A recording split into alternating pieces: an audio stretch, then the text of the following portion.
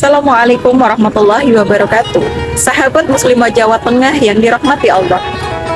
Pernahkah kita sejenak berhenti lalu melihat kehidupan di sekitar kita? Ada keluarga yang hidup dalam kesulitan ekonomi. Ada anak-anak yang tumbuh tanpa arah.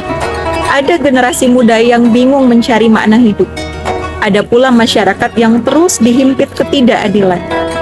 Di tengah semua itu, kadang muncul satu pertanyaan dalam benak.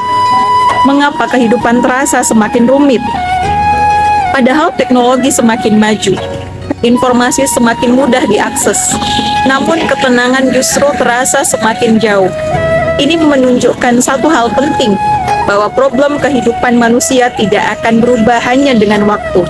Ia tidak akan hilang dengan sendirinya. Selama manusia hidup tanpa petunjuk yang benar, selama itu pula berbagai masalah akan terus bermunculan. Karena itu, perubahan tidak cukup hanya dengan mengeluh, tidak cukup hanya dengan berharap keadaan akan membaik. Perubahan membutuhkan upaya nyata. Dan dalam Islam, salah satu jalan perubahan itu adalah dakwah. Dakwah bukan sekedar petuah di mimbar.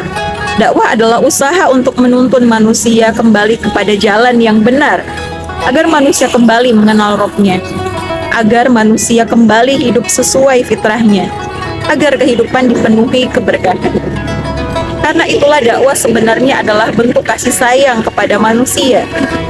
Bayangkan, seseorang yang melihat orang lain berjalan menuju jurang. Apakah ia akan diam saja? Tentu tidak. Ia akan memanggil, ia akan memperingatkan, ia bahkan mungkin berlari untuk menolong.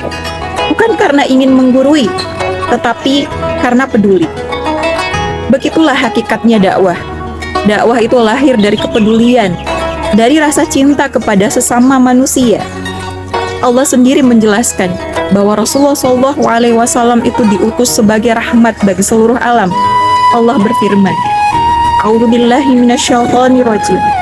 Wa ma arsalnaka illa rahmatan lil alamin. Dan tidaklah kami mengutus engkau Muhammad melainkan sebagai rahmat bagi seluruh alam. Al-Anbiya ayat 107. Artinya, risalah yang dibawa Nabi bukan hanya untuk satu kelompok manusia, bukan hanya untuk satu bangsa, tetapi untuk seluruh umat manusia. Rasulullah SAW ingin manusia itu selamat, selamat dari kesesatan, selamat dari kezaliman, selamat dari kehidupan yang penuh kerusakan. Dan jalan yang beliau tempuh untuk menghadirkan rahmat itu adalah dakwah. Namun, jika kita melihat perjalanan dakwah Nabi, kita akan menemukan satu hal penting. Beliau tidak berjalan sendirian. Ada Abu Bakar, ada Umar, ada Utsman, ada Ali dan banyak sahabat lainnya. Mereka bersama-sama memikul amanah dakwah. Mereka saling menguatkan, saling menjaga, saling menopang dalam perjuangan. Inilah yang disebut dengan dakwah jama'i. Dakwah yang dilakukan bersama-sama, dengan hati yang saling terikat, dengan tujuan yang sama. Lalu mengapa dakwah harus berjamaah? Karena problematika umat manusia terlalu besar jika hanya dihadapi sendirian. Hari ini kita melihat berbagai kerusakan moral, krisis keluarga, ketimpangan sosial, ketidakadilan yang terus berulang. Semua ini tidak bisa diselesaikan oleh satu orang. Ia membutuhkan kekuatan umat yang bergerak bersama. Ketika dakwah dilakukan secara berjamaah, potensi umat akan saling melengkapi. Semua bergerak dalam satu arah, menghadirkan rahmat Islam bagi kehidupan manusia. Sejarah telah membuktikan hal itu. Dahulu, masyarakat Arab hidup dalam masa jahiliyah, penuh konflik, penuh penindasan, penuh kerusakan moral. Namun melalui dakwah yang dilakukan oleh Rasulullah SAW bersama dengan para sahabat, masyarakat itu berubah. Mereka menjadi masyarakat yang menjunjung tinggi keadilan, masyarakat yang saling menghormati, masyarakat yang hidup dengan nilai-nilai mulia. Perubahan besar itu tidak terjadi memang di dalam satu malam. Ia terjadi karena dakwah yang terus dilakukan dengan kesabaran dan kebersamaan. Maka hari ini, dunia kembali membutuhkan rahmat itu. Manusia membutuhkan syariat yang lurus. Manusia membutuhkan petunjuk yang menenangkan hati. Dan Islam memiliki semua itu.